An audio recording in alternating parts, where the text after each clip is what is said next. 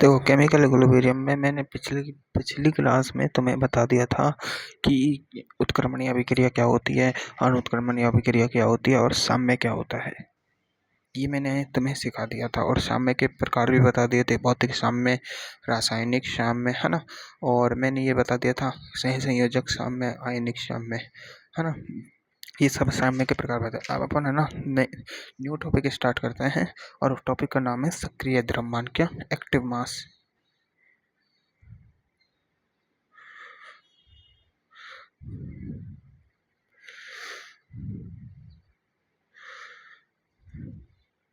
तो देखो, अपन अब स्टार्ट कर रहे हैं सक्रिय द्रव्यमान। सक्रिय द्रव्यमान क्या होता है? सक्रिय द्रव्यमान को अपन साम्य में यूज लेते हैं, पहली बात तो, है ना। जो सक्रिय द्रव्यमान होता है यह किसी भी पदार्थ की सक्रियता को प्रदर्शित करता है। किसको प्रदर्शित करता है? एक्टिविटी को। किसको? एक्टिविटी बताता है ये कि कोई पदार्थ है वो कितना एक्टिव है। अपन है ना केमिस्ट्री में एक और चीज पढ़ते हैं, ए। ये क्या होती है? ए होता है सक्रियता गुणांक। क्या होता है?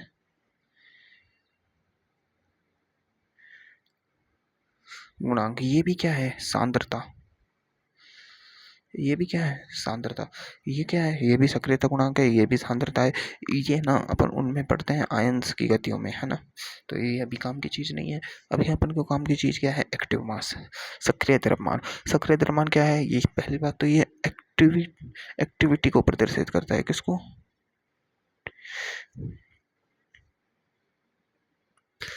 एक्टिविटी प्रदर्शित करता है, सक्रियता को प्रदर्शित करता है। अगर साम्य अवस्था होती है ना, साम्य अवस्था, क्या? साम्य अवस्था।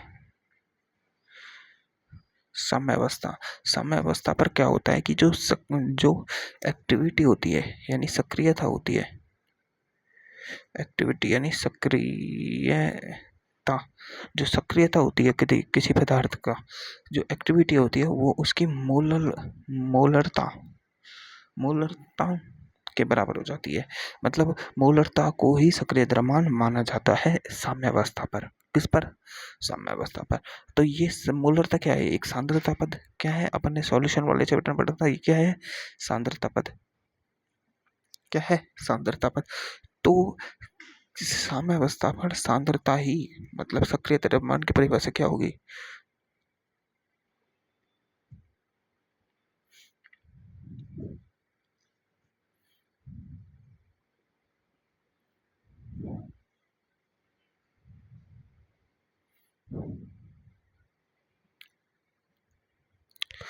क्या है?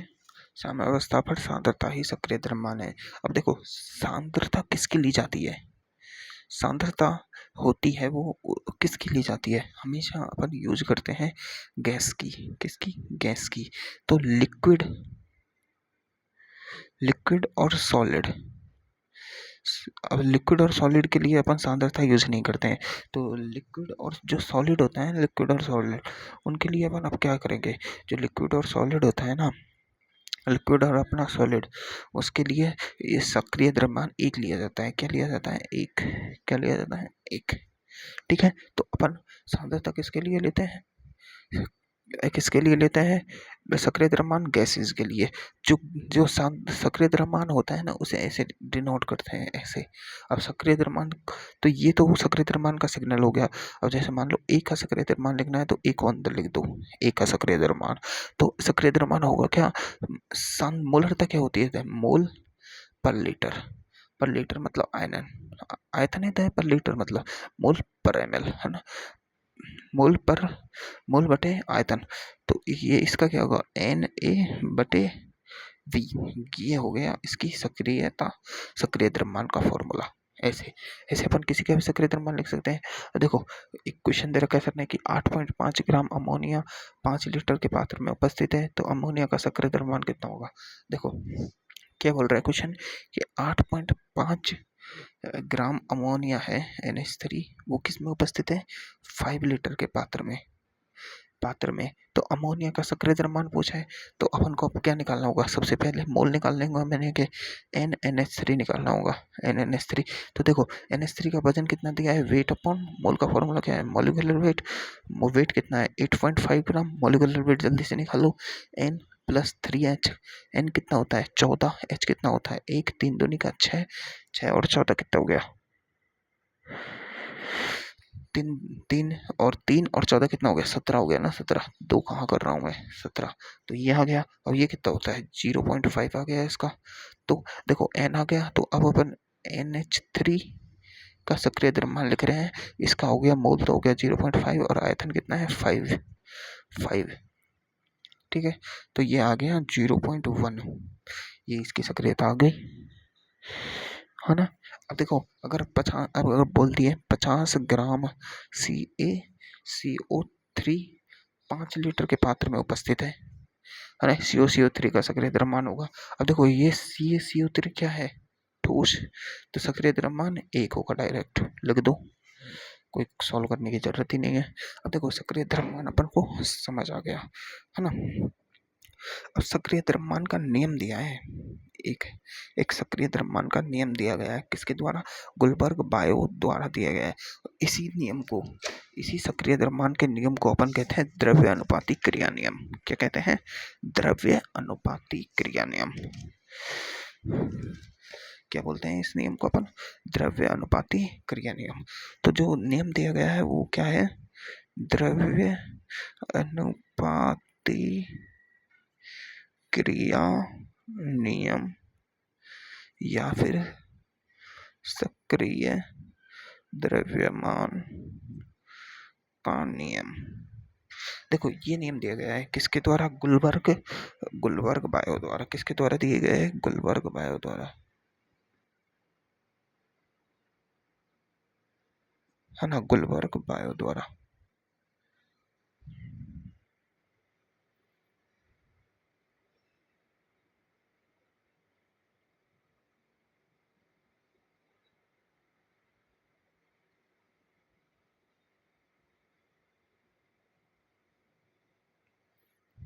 किसके द्वारा दिया गया है गुलबर्ग बायो द्वारा दिया गया है ना। गुलबर्ग बायो द्वारा नियम दिया गया है। अब इस नियम के अनुसार क्या होती है कि कोई रिएक्शन होती है। अब अपन साम्य की बात करेंगे यहाँ पर हमेशा, किसकी बात करेंगे साम्य की।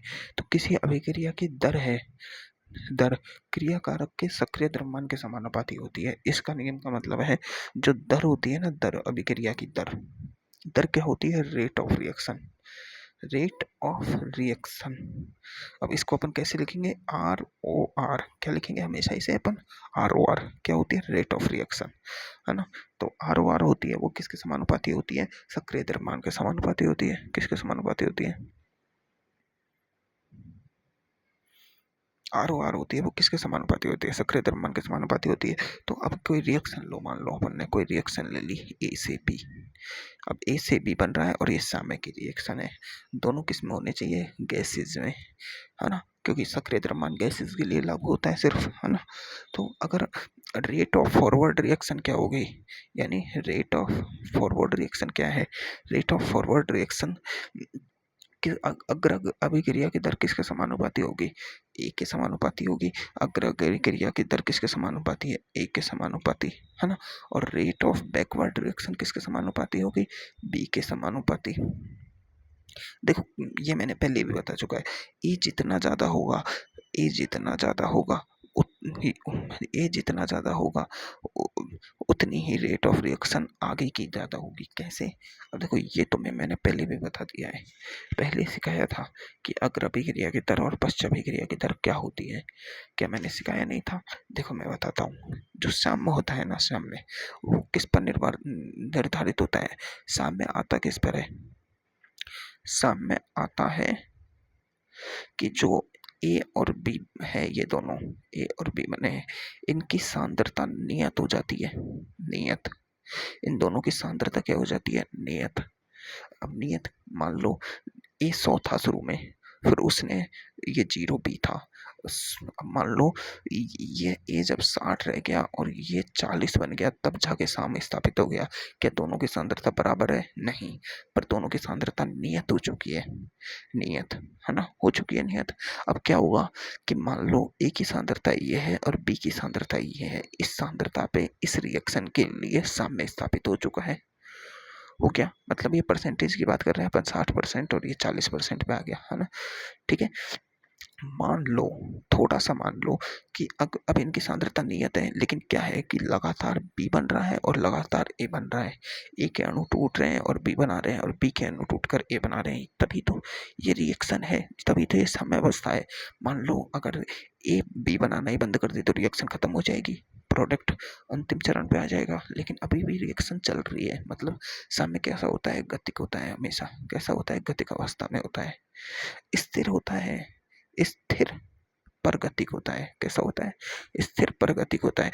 अब देखो मान लो, अब रेट ऑफ फॉरवर्ड रिएक्शन किस पर निर्भर कर रही है, ए पर। किस पर निर्भर कर रही है, ए के सक्रिय द्रव्यमान पर। अब मान लो ए का सक्रिय द्रव्यमान क्या है, मोल पर आयतन। अगर अपन मान लो आयतन क्या होता है, इसको फिक्स कर दें, पूरी रिएक्शन के लिए 5 लीटर का पात्र ले लिया तो आयतन तो फिक्स हो गया। पूरा रिएक्शन का जो अपन ने जो डब्बा लिया है इतना बड़ा, वो डब्बा कितना है, फिक्स है। अब मान लो अपन क्या कर सकते हैं, मोल चेंज कर सकते हैं, यानी द्रव्यमान बढ़ा सकते हैं, ए को बढ़ा सकते हैं या बी को बढ़ा सकते हैं।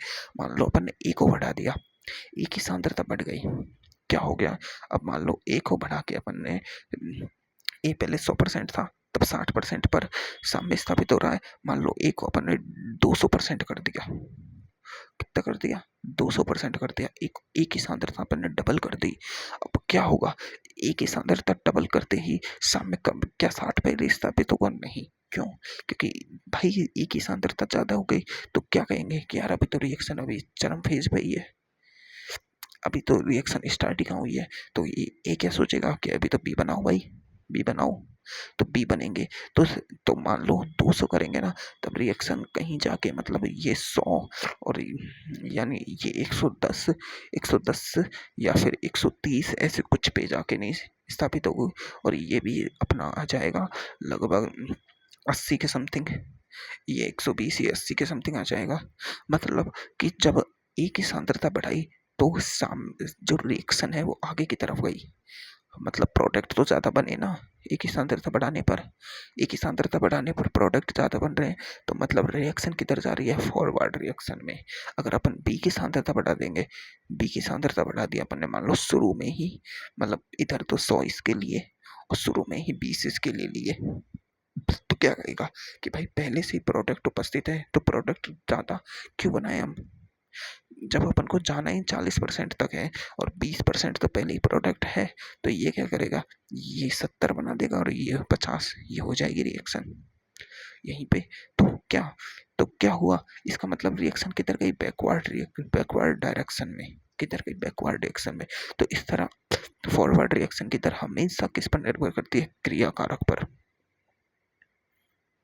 है ना। और बैकवर्ड रिएक्शन की दर किस पर निर्भर करती है, उत्पाद पर। ये वाली बात हमेशा याद रखनी है।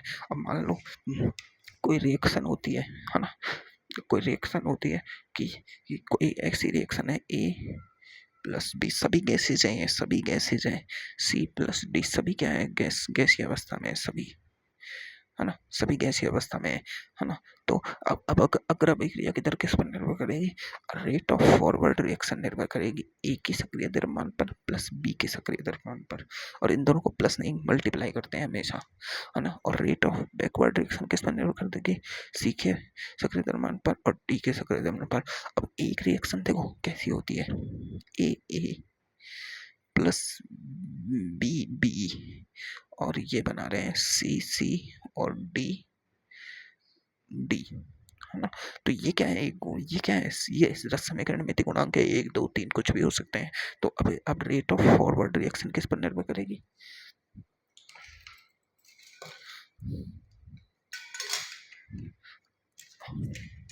अब रेट ऑफ फॉरवर्ड रिएक्शन किस पर निर्भर करेगी, अब रेट ऑफ फॉरवर्ड रिएक्शन निर्भर करेगी ए, और ए का रस समीकरण में गुणांक आगे लाओ, बी बी का रस समीकरण में गुणांक ऊपर लाओ, और रेट ऑफ बैकवर्ड रिएक्शन किस पर निर्भर करेगी, रेट ऑफ बैकवर्ड रिएक्शन निर्भर करेगी सी सी का ये, और डी, डी का ये डी, ऐसे इस इन पर निर्भर करेगी।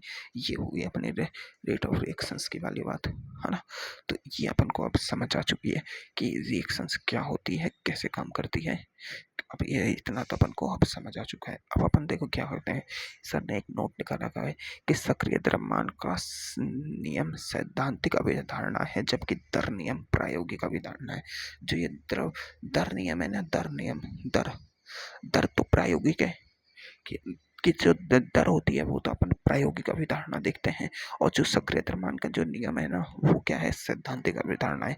दर नियम क्या है, दर नियम क्या है, रेट ऑफ रिएक्शन। दर नियम तो सीधी सी बात है, रेट ऑफ रिएक्शन है कि अपन को प्रैक्टिकली देखनी है कि रेट ऑफ रिएक्शन कर क्या रही है, हकीकत में हो कैसे रही है ना।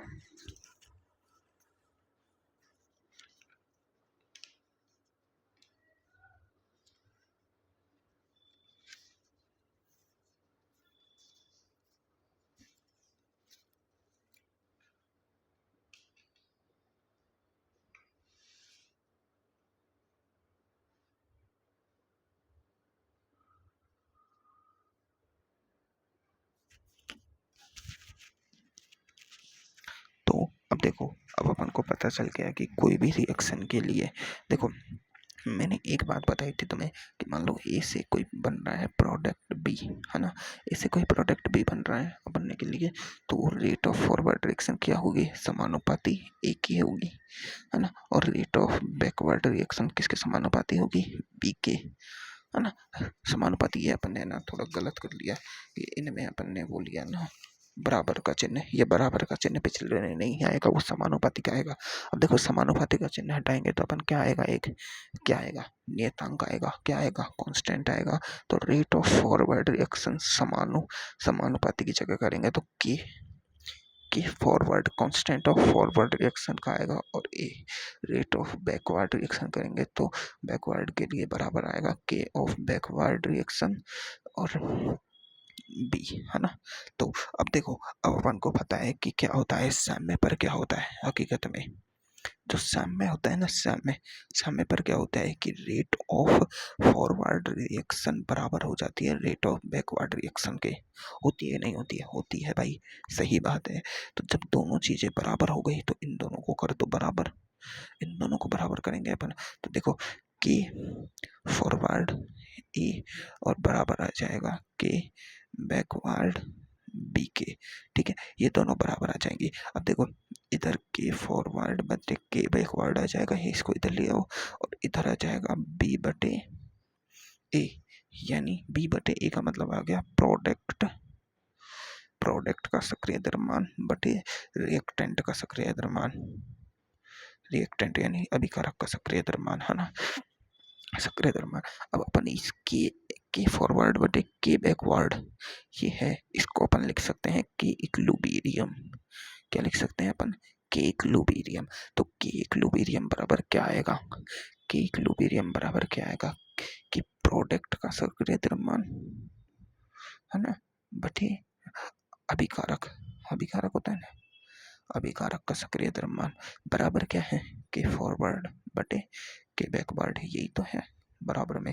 तो मतलब ये तो अपना आ गया। अब द्रव्य अनुपाती क्रिया नियम, इसे कहते हैं द्रव्य अनुपाती क्रिया नियम, है ना। इसे द्रव्य अनुपाती क्रिया नियम कहते हैं। अब अपन पढ़ेंगे साम्य स्थिरांक को। क्या,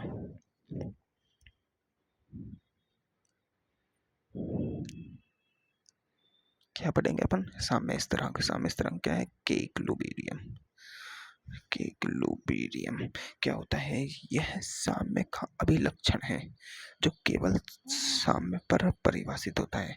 पहली बात तो साम्य स्थिरांक है तो केवल किस पर परिभाषित होगा, केवल साम्य पर परिभाषित होगा। किस पर परिभाषित होगा, समय पर परिभाषित होगा।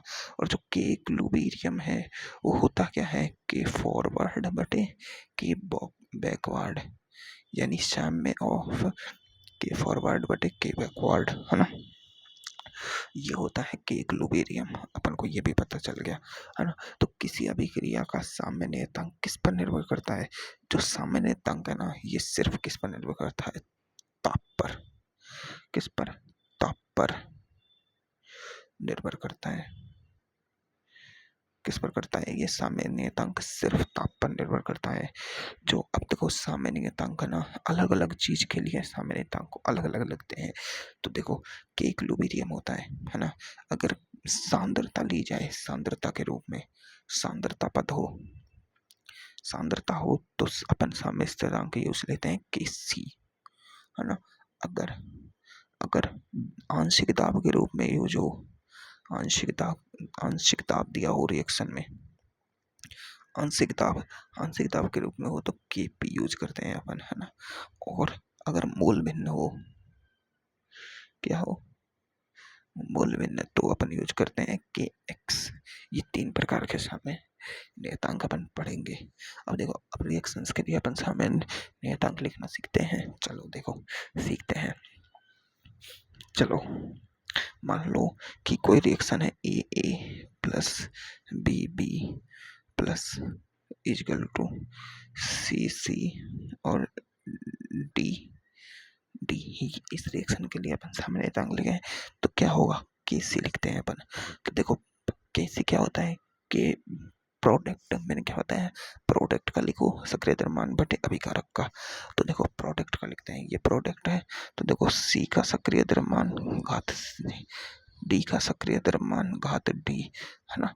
ए का सक्रिय द्रव्यमान घात ए और बी का सक्रिय द्रव्यमान घात बी। लिख दिया, आसानी से हो गया ना।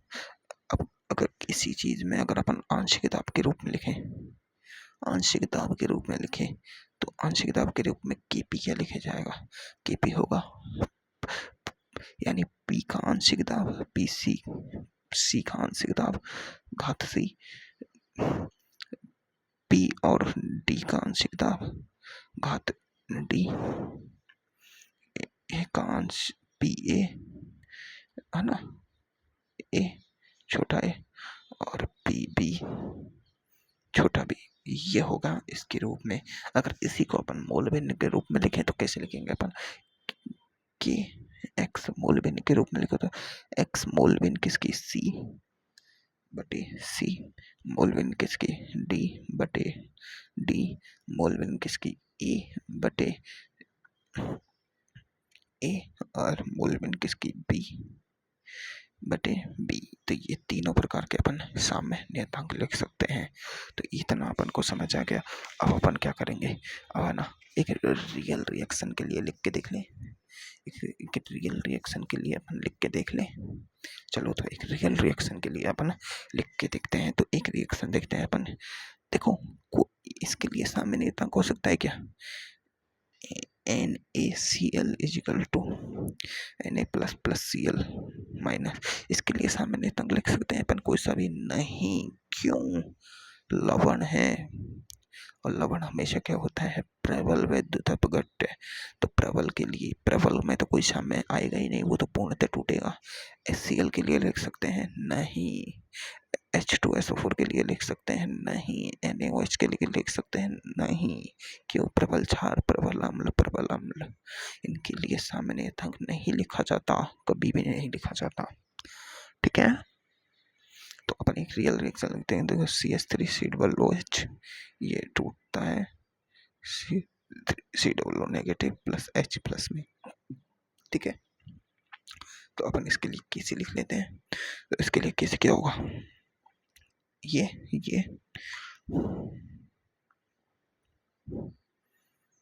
देखो इन पे कहीं भी रस्ते में गणित गुणांक नहीं है। अपन जल के लिए लिख सकते हैं। देखो जल का क्या होता है? H2O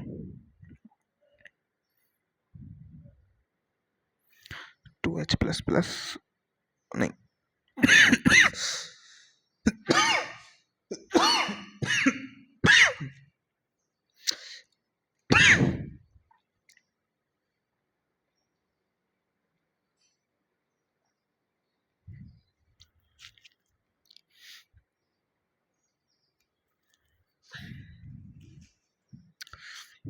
ये गैस लिए अपन ने H2O को, है ना, गैसीय अवस्था में,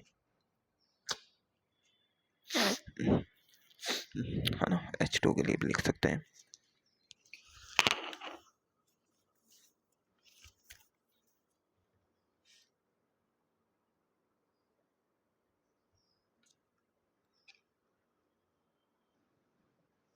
हाँ तो ना, अब अपन है ना, ये तो अपन को अच्छे से समझ आ गया है कि क्या होता है ना। चलो अब एक बात और याद रख लो मेरी थोड़ी सी, है ना। मैंने अभी तुम्हें है ना जल का वो सिखाया था, क्या कि मान लो कोई क्रिया कारक है ना, कोई क्रिया कारक है, जैसे एक रिएक्शन है, ये वाली सर ने लिखा रखी CH3COOH प्लस C2H5OH, है ना। अब ये क्या है, जल, है ना। ये इससे अपन को क्या बन रहा है, CH3COO C2H5 + H2O। अब जो अब अभी इस रिएक्शन में देखो जल तो प्रोडक्ट में बन रहा है, लेकिन कोई रिएक्शन में जल यहाँ होता है ना, जल यहाँ, तो मतलब वो जल क्या होता है, आधिक्य में होता है। किस में होता है, आधिक्य में। अब आधिक्य में जब जल होता है ना, आधिक्य में, तो आधिक्य में जो जल होता है उसको अपन आयतन में लेते हैं, किसमें, आयतन में, आयतन में। और उसको है ना अपन यूनिट 1 मानते हैं उसकी, उसको मतलब साम्यावस्था आधिक्य में होती है, तो उसको अपन क्या लेते हैं, सक्रिय द्रव्यमान जल का क्या लेते हैं, हमेशा एक लेते हैं। अब देखो ये तो हो गई अपनी बात क्लियर, है ना। तो ये बात याद रखना, जो क्रिया कारक होता है ना, उसको उसकी सक्रिय द्रव्यमान की यूनिट क्या ली जाती है, एक। यानी क्रिया कारक मतलब क्रिया कारक है कोई क्रिया कारक, और वो आधिक्य में है, किसमें है, आधिक्य में। अगर कोई क्रिया कारक आधिक्य में है ना, तो उसको सक्रिय द्रव्यमान एक माना जाता है, क्या माना जाता है, एक। ये वाली बात याद रखना, ठीक है। अब अपन देखो केपी पढ़ लिया, अपन ने केसी पढ़ लिया, है ना। तो अब अपन है ना केपी व केसी में क्या पढ़ते हैं, संबंध। ये थोड़ा एक मेन टॉपिक है, केपी और केसी में संबंध। अब देखो केपी और केसी तुम्हें पता है किस किस के लिए, केपी है दाब के लिए और केसी किसके लिए है, सांद्रता। तो कोई एक फॉर्मूला बताओ जिसमें दाब और सांद्रता दोनों आ जाए, कोई ऐसा फॉर्मूला जिसमें दाब और सांद्रता, चलो सोचो, ऐसा ऐसा गैस का कौन सा फॉर्मूला होता है जिसमें दाब और सांद्रता दोनों आती है।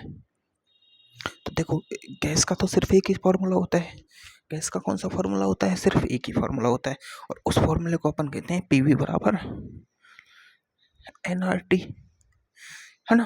पीवी बराबर एनआरटी होता है, गैस का तो यही फॉर्मूला होता है, इसके अलावा गैस का कोई फॉर्मूला नहीं होता। अब देखो पी बराबर N/V, तो ये तो बन गया अपना सक्रिय द्रव्यमान, और आर टी क्या है, कांस्टेंट, कांस्टेंट, ठीक है। आर और टी क्या है, कांस्टेंट। अब देखो ये क्या है, ये तो अपना सक्रिय द्रव्यमान बन गया N/V। तो पी अगर ए का देखा जाए तो पी ए बराबर ए का सक्रिय द्रव्यमान इंटू मल्टीप्लाई आर टी। ऐसे ही अपन बी का लिखें तो पी बी बराबर बी का सक्रिय द्रव्यमान और आर टी, क्यों, क्योंकि N/V तो सक्रिय द्रव्यमान बन गया। ऐसे ही अपन सी का लिखें तो सी आर टी, डी का लिखें तो पी डी डी और आर टी। अगर इनका वो रसमय गणमितीय गुणांक दे रखा है तो ए इसका बी लगा दो, इसका सी लगा दो और इसका डी लगा दो, बस ये हो गया सक्रिय द्रव्यमान। अब अपन को पता है कि कोई रिएक्शन होती है ए ए प्लस बी बी प्लस सी सी सी प्लस क्यू, ये रिवर्सिबल आएगा ना, है ना, और डी डी, है ना। तो अब इसके लिए अपन को पता है कि केसी क्या होता है, केसी होता है जी सी की पावर सी, डी की पावर डी और ए की पावर ए और बी की पावर बी, ये तो केसी होता है। अब केपी क्या होता है, अपन को पता है कि केपी भी होता है कुछ, केपी क्या होता है, P C P D P A P B और इसकी पावर ए, इसकी power C D A B. अब अपन को पता है कि क्या पता है, अब अपन को पर संबंध तो निकालना है। अब देखो अपन को पीसी की जगह क्या लिख सकते हैं अपन, ये लिख सकते हैं, पीबी की जगह ये लिख सकते हैं, पीए की जगह ये, डी की जगह ये। अपन ये लिख सकते हैं कि नहीं लिख सकते? आराम से लिख सकते हैं जी। तो चलो लिख लेते हैं, लिख लेते हैं, चलो, है ना, लिख लेते हैं। इन पे ये नहीं आएगा ना, थोड़ा ये गलत कर दिया मैंने। सक्रिय द्रव्यमान लिखना है बस, सक्रिय द्रव्यमान का वो थोड़ी ना लिखना है ना। तो अब चलो लिखते हैं। तो देखो पीसी की जगह अपन क्या लिखते हैं, सी, है ना, सी सक्रिय द्रव्यमान, आर टी की पावर कितनी है, सी, डी, ये डी है, आर टी की पावर डी। इसको अपन ऐसे लिख सकते हैं, केपी बराबर चल रहा है ना, ये ए आर टी की पावर ए, बी आर टी की पावर बी। चलो अब इतना समझ आ गया, इसको थोड़ा समझो, मैं चाय पीता हूँ।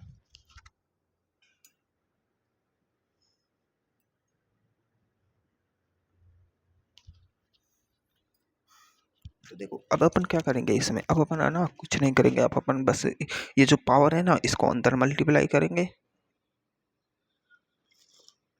और आर टी को अपन कॉमन लेंगे, बस यही करना है। पावर को अंदर मल्टीप्लाई करो, आर टी को बाहर लो।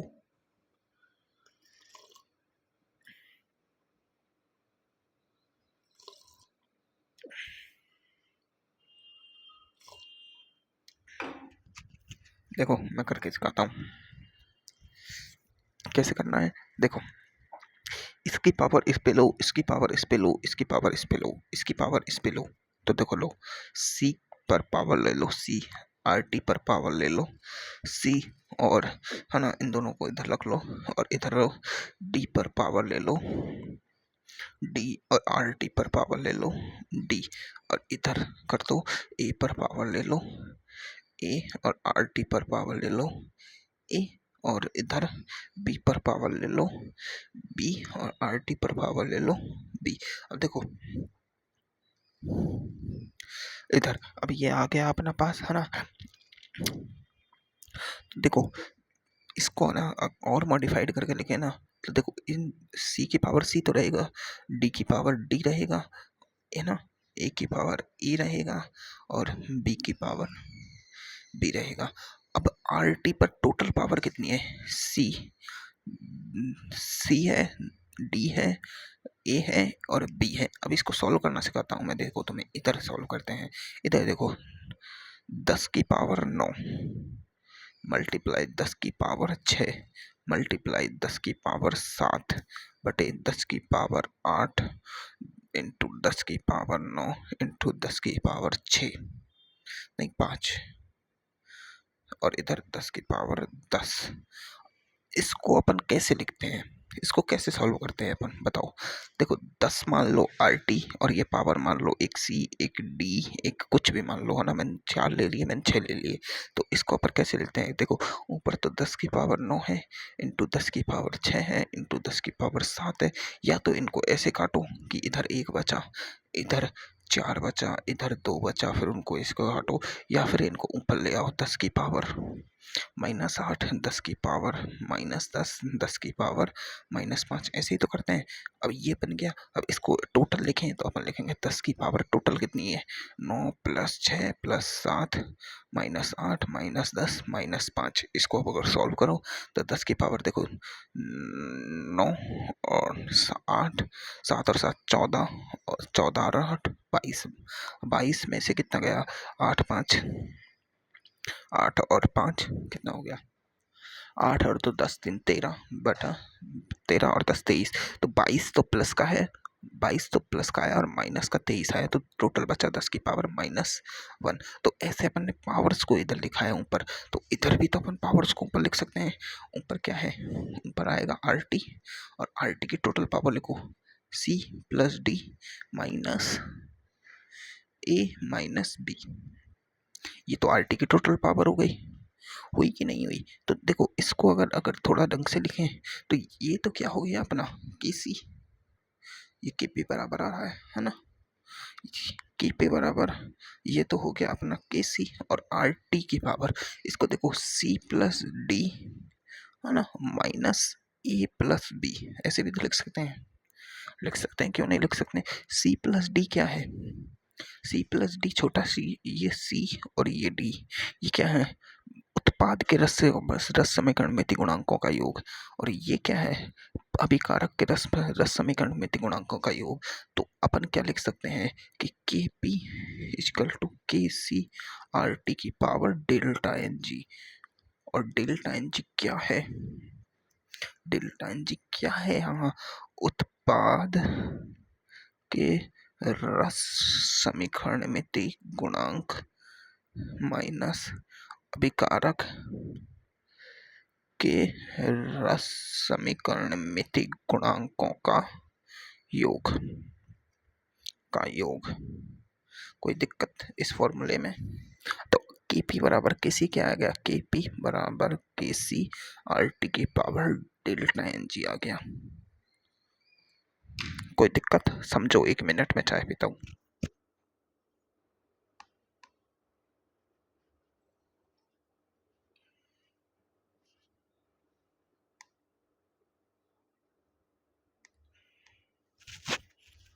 अच्छे से देखो इसे।